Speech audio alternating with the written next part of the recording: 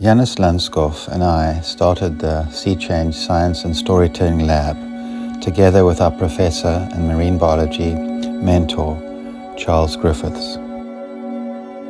Our work here is supported by the Save Our Seas Foundation.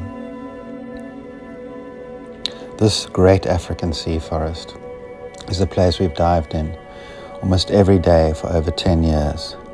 It's one of the most diverse ecosystems on our planet, and this is where we focus our work. We started the 1001 Seaforest Species project because we are so passionate about this ecosystem and we really want to understand the science in order to tell the stories about the animals that live here. One day I was out with Professor Prof Griffiths and we were diving and going on the kayak, actually studying mussels that were growing on the kelp stipes. When we noticed something extraordinary, there was a burrow in one of the kelp blades, and when we looked closer, there was a tiny amphipod in that burrow.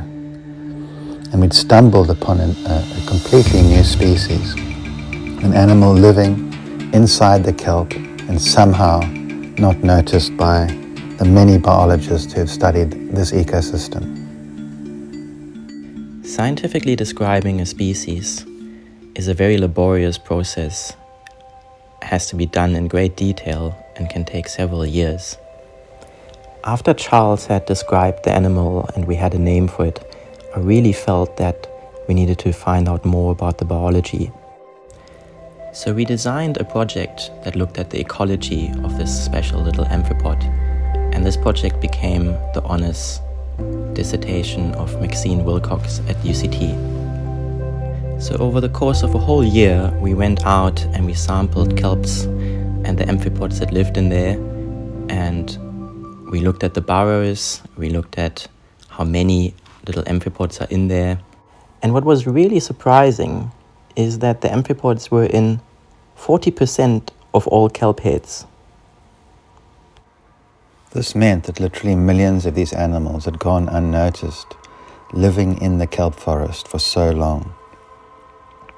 We think that they actually feed on the kelp inside these burrows. This female is pregnant with young under her abdomen. These are the young that have hatched and are growing in the chamber. So with these amphipods inhabiting 40% of the kelp plants, they certainly play a massive influence in the overall architecture of this environment.